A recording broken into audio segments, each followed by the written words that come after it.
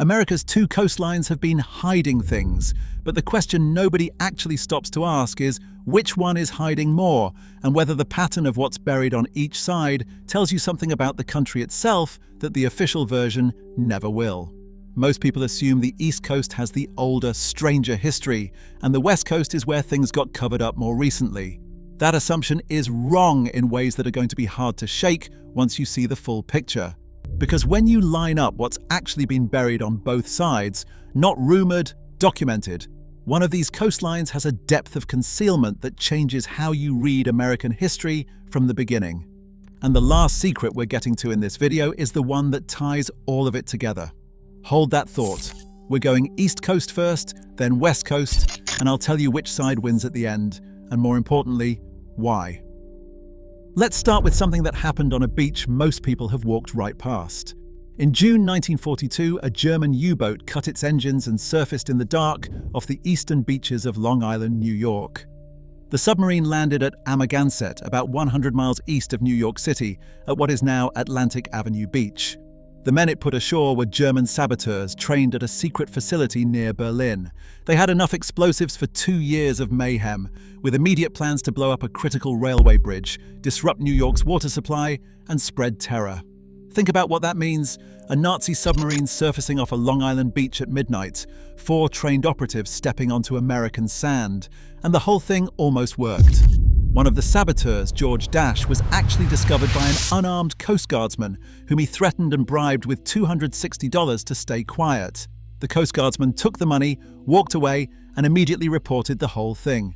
But by the time anyone came back, an armed patrol arrived too late, and the Germans had already taken a train to Manhattan.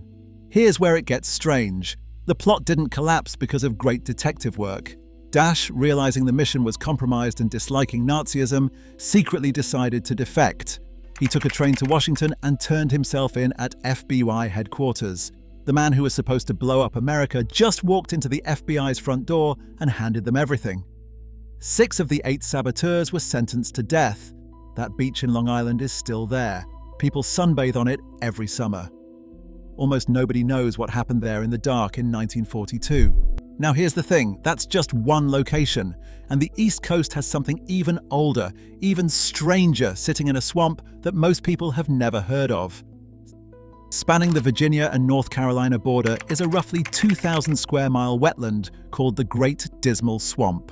The Great Dismal Swamp Maroons were communities of escaped enslaved Africans who established autonomous settlements in this expansive wetland, maintaining their independence from approximately 1680 until the American Civil War. These groups leveraged the swamp's dense, impassable terrain, thick peat bogs, cypress forests, and mosquito-infested waters to evade recapture and sustain self-emancipation. Historians believe the Great Dismal Swamp was home to the most Maroons of anywhere in the country. And these weren't people just hiding in the woods for a few weeks. Archaeological investigations have uncovered evidence of semi-permanent villages on elevated islands, including remnants of up to 7 cabins dating from 1660 to 1860, along with over 3,600 artifacts such as nails, beads, and pipe fragments indicative of organized domestic life. These were real communities, built from scratch, hidden inside a swamp, self-governed, and completely off the map for over 2 centuries. Excavations covering less than 1% of the swamp have uncovered cabin foundations, fire pits, and heavily used stone implements. And most scholars assumed for a long time that the swamp was just a temporary hiding spot. It wasn't. Researchers have concluded that there were large, permanent, defiant resistance communities of Maroons in the Great Dismal Swamp. An entire civilization hidden in plain sight on the East Coast that we are still excavating today. Keep that in mind as we head west, because the West Coast has its own wartime secret, and this one the government actively buried. Between November 1944 and April 1945, the Japanese military launched more than 9,000 pilotless balloon weapons. More than 300 of them made the 5,000-mile crossing and were spotted over the western United States and Canada. They drifted silently over Oregon, Washington, and the forests of the Pacific Northwest, and most people had absolutely no idea. The US military censored reports about the Japanese balloon bombs, citing the need to prevent panic and avoid giving the enemy location information. so the story stayed quiet, and then on May 5, 1945, it stopped being quiet. Bly minister Archie Mitchell, his pregnant wife Elsie, and 5 children from his Sunday school class were on a Saturday morning picnic, 13 miles northeast of Bly, about 60 miles northeast of Klamath Falls. The children found something in the trees. When it was over, Archie Mitchell stood over 6 dead bodies. One was his pregnant wife. The rest were children barely into their teens. They were the only deaths from enemy attack within the continental United States during World War II. And almost no one heard about it at the time because the US government immediately shrouded the event in secrecy, labeling the 6 deaths as occurring from an unannounced cause. One balloon even hit a high-tension power line in March 1945 and caused a temporary blackout at the Hanford, Washington plant that was producing plutonium for the atomic bomb dropped on Nagasaki 5 months later. A Japanese balloon bomb almost disrupted the Manhattan Project. That detail alone should be in every history textbook, and it's in almost none of them. So we've got Nazi saboteurs on Long Island, a hidden civilization in the dismal swamp, and Japanese balloon bombs killing civilians in Oregon, all buried stories, all real. But we're not even close to the strangest ones yet. And I promised you one location that genuinely changes how you see American history. We're building toward it. Let's go back to the East Coast for a moment, because there's something happening along the Carolina coastal plain that scientists still cannot fully explain. Scattered across a stretch of land running from Delaware down through Georgia are thousands of oddly perfect elliptical depressions, all pointing in the same direction. When aerial photography first surveyed this farmland in the 1930s, the sheer number of these shapes stunned researchers. They're called Carolina Bays, and even now, scientists don't fully agree on what made them. The leading theories range from ancient wind formations to burned-out peat basins to the leftover scars of a prehistoric impact event. Thousands of them, all aligned, all shaped the same way, sitting quietly in farmland that most people drive right through without ever looking down. Now, Jekyll Island, Georgia, a secluded island off the coast and one of the most consequential secret meetings in American financial history. In November 1910, 6 men, Nelson Aldrich, Piet Andrew, Henry Davison, Arthur Shelton, Frank Vanderlip, and Paul Warburg, met at the Jekyll Island Club off the coast of Georgia to write a plan to reform the nation's banking system. But the way they got there is the part that tells you how seriously they took the secrecy. While in transit to the island via railroad car, the 6 men referred to each other by first name only, to prevent waitstaff or anyone within earshot from recognizing them. They were pretending to be on a duck hunting trip. The meeting and its purpose were closely guarded secrets, and participants did not admit that the meeting occurred until the 1930s. But the plan written on Jekyll Island laid a foundation for what would eventually be the Federal Reserve System. The institution that controls American interest rates, manages monetary policy, and shapes the global economy was blueprinted by 6 men using only their first names on a private island off Georgia, and they kept it secret for over 2 decades. That's not a conspiracy theory. The meeting was a closely guarded secret and would not become widely known until the 1930s. But the plan developed on Jekyll Island laid the foundation for what would eventually be the Federal Reserve System. That's documented history confirmed by the Federal Reserve's own historical record.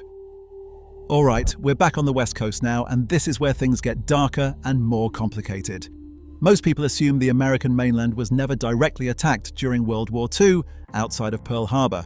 That assumption is wrong. The Southern California coast near Santa Barbara was shelled by a Japanese submarine in February 1942 with an oil field hit directly. And at the mouth of the Columbia River in Oregon, another Japanese submarine surfaced in June of that same year and fired on an American military installation. According to historical records, it was the first attack on US soil since the War of 1812. American soil, shelled, and almost nobody knows it happened.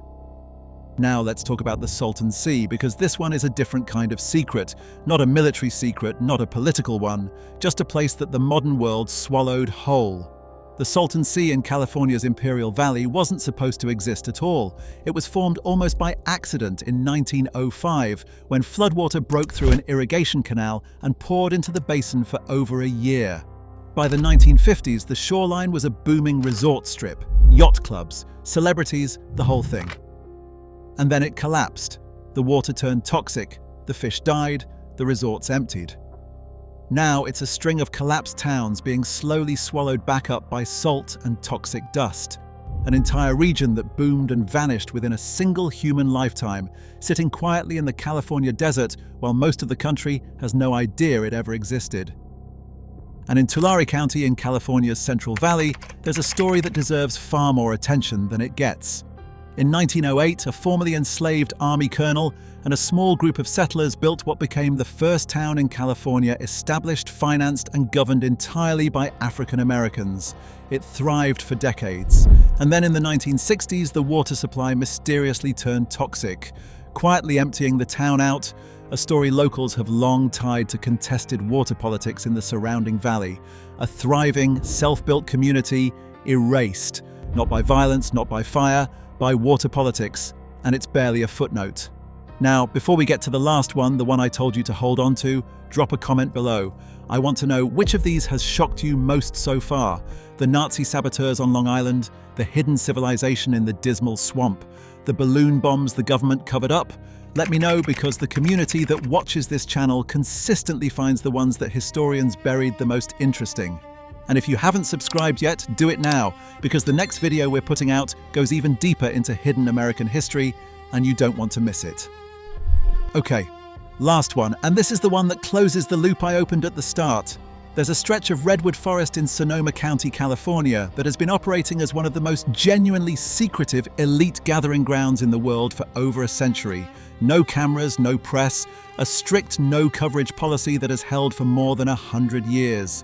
The people who gather there include some of the most powerful figures in American politics and business, and what happens there stays almost entirely out of the public record. But here's the documented fact that makes this location more than just a rumor. The Manhattan Project, the program that produced the atomic bomb, was first planned at a meeting held in this forest in 1942. Think about the chain we just walked through. 6 bankers drafted the Federal Reserve on a secret island off Georgia. The atomic bomb was first conceived at a secret gathering in a California redwood forest.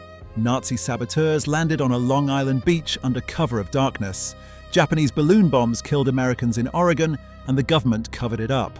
A self-governed free black civilization hid inside a Virginia swamp for 2 centuries, and an entire resort town was swallowed by the California desert within living memory. So which coast is hiding more secrets? Here's the honest answer.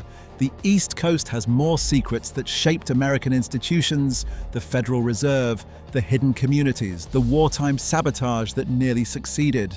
The West Coast has more secrets that were actively buried. The balloon bombs, the submarine attacks, the vanished towns, the forest where the atomic age was planned. The East Coast hides what was built. The West Coast hides what was destroyed. And both of them are sitting right there in places people walk past every single day, completely unaware. If this changed how you're thinking about American history, and I genuinely think it should, watch the next video. We go even further down the rabbit hole. It's already up. Go find out what else got buried.